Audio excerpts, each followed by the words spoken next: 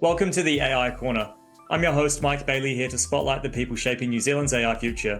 In today's episode, we're speaking with Gavin Sharkey. Gavin is the Managing Director of Kōwhai AI, a New Zealand-based AI consultancy helping businesses adopt intelligent automation. With deep experience across technology and operations, Gavin's actively championing AI responsible adoption and sharing insights through events, thought leadership, and community engagement. Welcome to the pod, Gavin. Hey, Mike, how you doing? Good to have you here. So what first pulled you into AI? It's a good question. It brings me back a long time ago, probably to my computer science degree in the late 90s. It was probably my first interaction with AI. It looks very different these days. So that was things like neural networks, all that kind of thing, which people probably know more about these days than they did in those days. One of the projects I worked on toward the back end of my degree was actually a race car going around the track. And if you think about it, in those days, the track was something that looked a little bit like Daytona, like oval kind of shape. And the car looked like something like out of Asteroids, like an egg, basically, flying around this imaginary track. And the concept was, how do you get the car on the track in as seamless as possible, as quickly as possible? It was pretty cool because it was something, I mean, after a kind of a 4-year computer science degree, it was kind of cool to apply the tech to something that you're actually interested in. But to see the car kind of bouncing off the walls the first time round, second time round, and then after 3.5 minutes, it's just completely found the perfect racing line all the way around the track. So it's all something that stuck with me, but that was kind of where the AI journey ended, which is kind of 25 years ago at that point. And then fast forwarding probably to about 3 or 4 years ago in my kind of enterprise career, when I was in Suntory, the beverage industry giant, I had a role there, which ended up being Director of AI for the Asia Pacific region, which was a really awesome role, if I'm honest. And where I saw real kind of practical use of AI was actually in our Vietnamese team. And it was quite a cool thing because I spent years and years doing ERP and those kind of projects, which, you know, you've got long hair and all sorts of things before you start doing those projects. And as you can see, I don't have much left now. But the practical use around having your ERP really clean and keeping the core quite clean and using AI tools around the edge to really innovate and actually create that user experience that you're kind of constantly chasing in ERP land, but never quite getting there sort of thing. And that was eye-opening for me, seeing hundreds of bots running in an organization that was like a billion-dollar industry by itself and a billion-dollar business by itself. Using these bots day to day was phenomenal. And that really inspired me to bring some of that thinking back to New Zealand, which is really where Kōwhai was born from. Awesome. Oh, amazing. And so what made you leave Suntory and sort of jump into consult and build and I suppose give the audience a bit of a sense of what Kōwhai does? Yeah, absolutely. So I loved my time at Suntory. It was about 8 years there with lots of different roles. You can tell from my accent, I'm not a local, but I've been here for almost 20 years. But I made the decision 20 years ago, effectively, to move to New Zealand and absolutely love it here and love everything about it. And I guess when you kind of get so high in a big kind of corporate, you do need to eventually start moving towards the epicenter of Singapore or Bangkok or one of these places. And I kind of made a decision, actually, I wanted to stay in little old New Zealand and try and help the technology change our dynamic around our productivity issue that we have here. And that's really what we're about. Kofi as a business does work with all sorts of size businesses in New Zealand to really do that. And our whole mantra is really, actually just said it to a guy before this call, was we kind of see it as a failure if we're still in the business doing projects after 12 months, because our whole mantra is to go in, help them build their center of excellence and really embed this way of working where your people that used to be the people that write Excel documents and have Microsoft Access applications that run the business in various parts of it, they become the people that are your best friends that you really help empower to build technology in this space for the businesses that they know better than us coming in and telling them how to do stuff. And that's kind of really what gives me a lot of passion and that kind of thing. And I think that has to be the change that we see with this stuff is, you know, it's not just around cool projects here and there, but actually embedding a way of working and a way of thinking and a way of problem solving within businesses. Awesome. So you're basically coming into businesses and you're making other people the superheroes by giving them the tools and the guidance and enabling them on how to build their COE. Exactly right. So we generally will stay, our kind of model is we stay embedded in the organization, of course, but more as governors, advisors. Of course, we do projects as well if there's things that need to be overflowing, but also helping empower them, someone to ask questions through to, and that kind of thing. And also just keeping them informed, because it's like everything else. You need to have a good procurement strategy around this. Like, do you build something or do you configure it off the shelf, or do you have a partner kind of model where you buy embedded AI in a tool? And the answer may change in time, but you kind of have to help people with that framework as well, so that you're not just building the cool shiny thing that becomes a product that just appears in your Outlook in 2 days' time, sort of thing. So that kind of thing as well. We want to make sure that whatever we're doing has longevity and just helps people make the right decisions for future. What do you think are the biggest mistakes you see from organizations you work with? Like, where do they start that you think is almost perhaps the wrong starting point? I don't know. Do you have any guidance for change agents within businesses and where they should think about getting started in this space? We do see a lot of people jumping in 2 feet without really thinking a bit more about longevity. And it's not really anybody's fault. I think sometimes they're led that way. It's the new concepts in some of these things.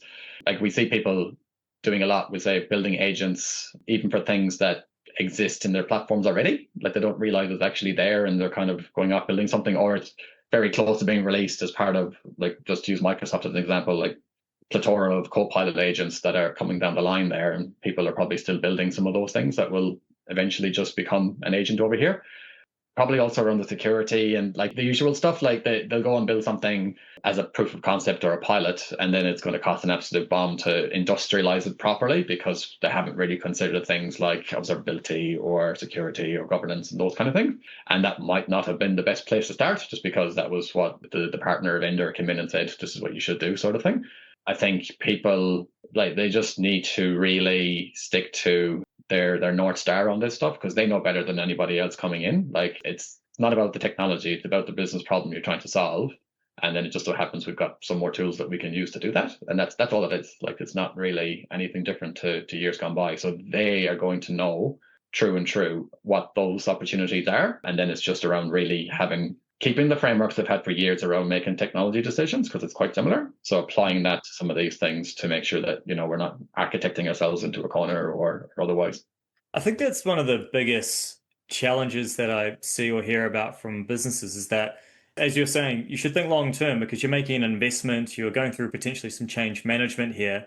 But then you've got businesses going, we just need to start doing AI and start building something. And you can sort of see both arguments because we need some long term planning and foresight, but there's also, we need to start motivating our workforce or proving to our customer base that we are up to date with this technology. So there's a real tension between those two dynamics, right? There is absolutely. And I think it's different in different businesses. Like if you go into media businesses or things with companies with large marketing departments, it is more inherent around the generative AI stuff and really creating content and that kind of thing. And that's an interesting part of the whole kind of AI story, because there is a whole bunch of narrow AI tools in there that you could potentially look at, as opposed to, again, trying to build your own on your own data lake and that kind of thing. What we try to get people to think about is getting the culture of innovation in play, getting an innovation platform in play, and not having too many, just like you would with anything else. You wouldn't have too many ERPs, for example. It's not like you're going to pick best of breed for everything and make it all work, sort of thing. And then you build the use cases on those innovation platforms with those guardrails that you have in play, because at least whatever you're doing, then you will have longevity. You will be using more kind of configuring off the shelf models that are built into these platforms rather than trying to kind of build your own. But you're not locking yourself into the point that you then can't build your own and consume it from these innovation platforms. All of them can generally do that. So I think it's not a technology discussion, but technology does need to play a part in terms of the standard, getting the foundations in place. It's a little bit like the old kind of, I don't know if you've ever heard of the seesaw of business and technology, and experiences in the middle. If you kind of go all business and it goes this way, you end up with all sorts of technical debt and bits of things everywhere. Whereas if it's technology led, you end up with like the absolute Rolls Royce, all singing and dancing, but no one's using it. So to get that balance in the middle is quite key. So it has to be kind of a yes but discussion around the platforms and the tools, but also you can't just have people off in isolation. It has to be a bit of a all team thinking exercise. Yeah, you mentioned that culture of innovation is so important, having a shared language amongst senior leadership and having everyone aligned on what the technology can do and where the opportunities are or where we should actually focus. The technology piece or platform is really interesting. Like, do you try to keep it quite simple? Like you just say, hey, just stick with the frontier models, or say the platforms around the frontier models, or are you starting to look on the edges and start to recommend tools that most people might not have heard of but are very specific to that organization?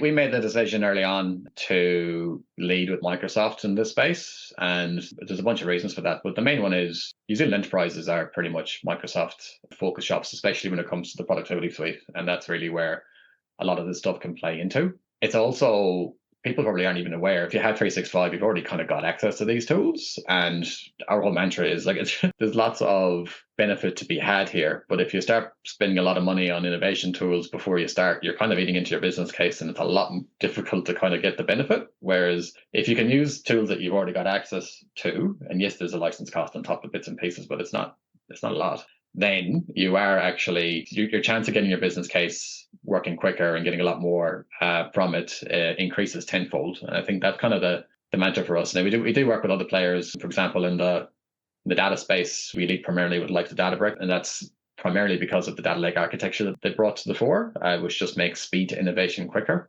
Not to say you couldn't do the same with Fabric, which we often lead with as well. So it's just, we're, Kōwhai are a small team. If we partner with everybody, you kind of partner with nobody. So really our two kind of horses in play is really in the Microsoft space and the Databricks space. Not to say we can't do anything else, but that's really where we see most people having those tools already. Yep. Yeah, if they're already there, then you're ready to play. And so use cases and ROI, that always comes up. The hardest part sometimes is actually proving whether an AI use case will pay off. And often it's hard to foresee what that would be. And most businesses probably don't even have a baseline for how they measure it. How do you sort of coach businesses in that space? It's a great question. It's no different to anything else you would do through a PMO or a transformation office or anything like that years gone by. So what we tend to do is we'll go in and help them identify use cases. And we do that through generally a series of interviews, mapping it back to their value chain, standard kind of consulting stuff. You end up with a big list of opportunities with the currency generally have to be, is it going to be time saved? Therefore, it's hours saved. Kind of generally multiply that out. You end up with something you can work with. It could be a revenue generating thing. Those use cases are not as common because generally will take somebody will have the ideas in their head and they'll be forward thinking in the business and they'll know. Generally, you can help kind of hone that, but you're not going to be sitting there as a consultant telling them what their amazing business transformation idea is going to be that will add an extra 100 million to their top line kind of thing. And then there's stuff like that will fit into compliance or regulatory that just helps take away that, which again is kind of hours saved. So if you kind of deal with that currency and you identify what the opportunity cost is to implement some of those things, what the change management cost is, because that's generally some of these things that can be quite hard, and then what the benefit is, we would typically then play that back to the businesses going, well, this is, we talk to these people, this is actually where some of the challenges are. Some things we would say we won't automate because actually there's a problem with probably the process here. And if we actually fix the process over here, these other processes that exist will actually just disappear. So let's focus on this bit over here. And this is kind of what we recommend. And then that's generally where we'll get started, help them set up the innovation platform, do those couple of use cases, get them connected to their ERP or the CRM or whatever systems they have in play already, and then set them up to start doing the rest of their use cases themselves kind of thing. And that's kind of the way we do it. Track the hours saved and, the projects themselves as well. I mentioned at the beginning around, my many, many years of ERP where you are burning an insane amount of money every month. Like the projects aren't like that. I think our longest project was probably 6 months. And that was actually building a platform, like a full learning management system from the bottom up. Most of the projects are kind of anywhere between 6 weeks to 12 weeks to get your end goal sort of things. There is no risk in that. It might be that, let's say if you're doing something like ingesting PDFs to take information from to put into your ERP system or something like this. So, there's a model in the middle that's doing the extraction and whatever else. Very simple kind of use case, very common. You might kind of decide, okay, well, we're just going to do these ones over here because that's 80% of them and the rest we'll worry about later. So just do that piece, capture 8% of the value onto the next one if that then means that you've got a better opportunity kind of behind that one. So it's that kind of approach. It has to be a value-driven approach, the same way as you would if it was any other technology investment or any investment really. It's funny because we'd start talking about AI as something totally different to technology, but it's all the principles still apply. That's same. Yeah. And so when you think about, proof of concepts, are you seeing a lot of organizations run tons of proof of concepts? They're killing 90%. Are a lot of them actually getting to production? It's a mix. I think probably 80% of what we have touched goes to production at some level. Like, as in, there might be areas where you can definitely expand it out. I'll give an example. A common one is, there's probably a better name for this than email parser, but that's kind of the internal thing that we use. But, businesses that have sitting in here in New Zealand, small teams, but they're doing manufacturing and retail globally, and they're taking orders 24/7 and stuff like that in different languages, might add. Having an online store, but nobody really wants to use the online store. Not there's anything wrong with the online store, it's just they don't want to use it. So they're emailing in their orders, and that's always been the culture or whatever else. we've had examples where we'll automate like the sales order process through that, and series of kind of like, you get an email in, you have to identify first, is this a sales order? Because it could be written in the email, or it could be an attachment with their order form, or it could be a text message. Actually, we put that in as well. And then therefore, if it is, how do you then check to see, is this actually what they mean? So there's a bit of generative AI involved in that. Check to see if it's actually in stock. We have to do the connector back in through the ERP, check that out, reply back automatically to the customer and go, hey, we got what we think is a sales order. Is this what you're after? Yes or no? Yes, and then back, and then there's a human kind of in the middle there before it hits as a interaction. But you kind of get like, we'll get that piece in. Now there could be an ORMA returns process that you might do later, or there could be something else. But you've got the typical flow in play. The agent is doing that piece. And again, you might kind of go, well, actually 80% of it's sales orders, so let's just stop there. So you kind of get a lot of that where we'd kind of be advising, well, why don't we now look at the RMA process, or look at the next process kind of thing. So that's common enough. But yeah, most do come off. I'd like to be honest with you, Mike, that we have had a lot of people approach us about doing what they would say pilots, that you kind of go, strongly advise that you don't start there, involving images and videos, and there's no data strategy and everything else. You're kind of going, you can do this, but it's a 3-year project, and it's going to cost many, many zeros, and you're generally not ready for it, and you're going to hate me by the end of it. So I'm not sure I'm going to want to, because you'll think you're getting something else. So you kind of have those discussions, and then you try to kind of bring them over to, let's have a look at your back office, front office. Let's have a look at some of your processes. Let's look at some ways we can interact with people through agents, rather than trying to kind of solve the world problems in one foul silver bullet swoop. People want the Rolls Royce from day one, don't they? So the email passing one, and I think that's a great use case. Would you build that in Copilot, or have you got other platforms that you would typically lean into and you go custom perhaps? That was built in Power Platform, so mostly Power Automate, using AI Builder for the most part. There was a couple of calls into OpenAI in there, if I recall rightly. But yeah, that was just using the standard connector into email. So Outlook comes in, Power Automate's effectively listening. It sees, because it's shared mailbox, because you got people looking at it too. So the agent will effectively go, I'll just tag that as read by bot, and then therefore the human knows, okay, it's got that one. I'll keep going down for the other ones. I'll look for other emails. And then the flow kind of ran through from there, sort of thing. So all of those components I talked about are all sitting in the Power Platform. I mean, good use case, and I'm sure it saves the business a ton of money. But at the end of the day, a lot of that is RPA, right? There's a lot of kind of AI that's involved in parts of those use cases. But how do you think about that from the sense of, has AI been a catalyst for people actually to realize that RPA is something that we can now use within our business? And it was kind of that kick up the arse they needed? Well, our RPA was great until it came across something I didn't understand, and RPA was really expensive. So, and anybody that has ever worked in a master data role would kind of laugh at the question, because it's kind of like, data's always crap. That's the problem. So we've seen samples, we'd say, where we've moved from RPA into IPA, Intelligent Process Automation, and gone from 40% success to 80% success, pretty much at the same flow, but just pulling in the AI tools instead of the standard RPA tools. Yeah. So the example I just talked about, like, for example, you can't, RPA would not be able to generate an email. No. AI wouldn't be able to understand that initial email. Oh, are you a sales order? There was some fuzzy logic models in there as well. Like, because if you kind of go, this is the SKUs, it's like, well, I've got to now check the ERP system. Is that kind of 95% of what they're talking about? Is it probably this? RPA would just go, it either is or it isn't. So you have those components, and then that's what makes it more intelligent these days. And that's kind of where the AI piece comes in. True. Yeah, the binary isn't going to always work for that. And so thinking about kind of New Zealand and where we're at, you've got a pretty good purview of where the industry is headed and adoption rates across the country. What are you seeing at the moment in market in terms of interest and where people are looking to focus?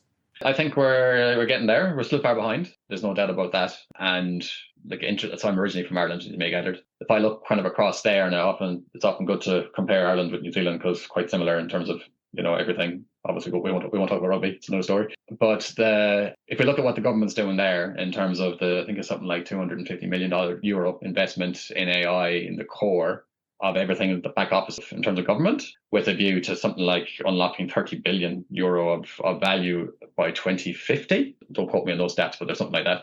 That's huge, and that's enormous, and that's kind of what we're not really seeing organizations doing. There's a few organizations that are doing cool stuff, don't get me wrong, in New Zealand, but the shift isn't there. Now, what I have probably seen in the last 6 months or so is a greater interest in people want to know how to start. Like, where do you start with some of this stuff? And that's probably where we've had a lot of interest of coming in and doing, a lot of those assessments we talked about to help them identify what the use cases are, help them build a platform, put in their center of excellence, all those kind of things. Comparing that to this time last year, it's night and day, that's for sure. So I think we are seeing quite an increase in interest around those things. Are you seeing any interest from any particular verticals, or is it across the board? It's across the board. So we do a lot in health, we do a lot in manufacturing, we do a lot in supply chain, building, all sorts. It's just some of those back office use cases are the same problem where you go. They're just called different things. Some of the more front end use cases, like things stuff like that, where it's generative AI in terms of generating content or generating podcasts, for example, out of text and those kind of things, they're coming through a bit kind of faster now as well. I've had a conversation yesterday, for example, and something similar, and there's a whole COE that they're building around that, a plethora of tools. Yeah, you could talk to anybody the next day kind of thing, where you talk to all sorts. That's which is fun, I must say. It's because you do get to learn quite a lot about different businesses along the way. Yeah, for sure. And I suppose flipping the script, I'd love your perspective on, you've got a lot of organizations that need to catch up to the AI wave and get on this horse, and they've got to kind of rebuild the business in some ways or go through a huge change management process. We're going to have a lot of upstarts who think they can attack the market and nibble away at market share pretty quickly. How do you see that playing out? Incumbents trying to kind of transform and react versus those who are going to come in there. I mean, there's a lot of arguments that the incumbents have the data or regulatory capture or network effects to solidify their position, but at the same time, there's the speed element of this transformation to be very cognizant of. Yeah, it's interesting, and I think the way really through this stuff is the embedding. It's like everything else. Is how do you really bring in the change management piece, the human aspect of these things? Like for a while there, we purposely didn't do things like Copilot training, for example, because there was a lot of businesses doing that, but they were just doing exactly that, Copilot training. This is how you use Copilot and how you prompt. Whereas we're kind of working on a product now. We're kind of pretty much polished it off around how do you actually become AI native in your day to day? Like a tool kind of doesn't matter. That'll kind of come in a minute, but it's all around how do you change your mindset from telling somebody, like you might tell your parents, instead of using Google, use this. That's the start point. Just do that and just see how you get on with that as your starting point from your day to day. And then before long, you'll see people kind of going, oh my Jesus, this is not running my day kind of thing. And I think that kind of the name of the game here is, I hope that there's organizations similar to Kōwhai that have a similar adoption where we're trying to really embed the change as opposed to just trying to do a whole bunch of work and then leave again kind of thing, because that's not really it's not going to give the industry a good name either, unfortunately. So hopefully we do it the right way. Yeah, there'll be a huge swing of momentum and people will just stall. I think Claude or Anthropic call it really well AI fluency, right? And I think that's sort of where we need to get a lot of people moving in that direction. But really appreciate you taking the time. Are you up for a quick fire round to finish off? Yeah, why not? Let's go. Awesome. ChatGPT, Claude, or Gemini? Depends on what you're doing. ChatGPT probably for the day-to-day, Gemini used for more technical stuff, and obviously for my Google replacement, Claude sometimes in generation of documents, but ChatGPT is probably my top one. Awesome. Most overhyped AI trend at the moment? That AI is going to replace teams. That's just not going to happen. The further you get into it, you realize it's just not going to happen. If it's not going to happen overnight, it might happen in 10, 15 years, but... And even then, it's people, it'll be those that use it and all that kind of good stuff that you read about. So, but it's not going to replace teams of people. Totally. One New Zealand company that's flying under the radar doing great stuff with AI. Just because it said flying, I thought Air New Zealand straight away, which is interesting. I wouldn't say it's flying under the radar, but definitely one that's using it. I'm hearing good things about Orion Healthcare, what they're up to. ProCare in health is one of our clients. They're doing some great stuff. So there's plenty of good use cases that are good companies doing good things out there. Awesome.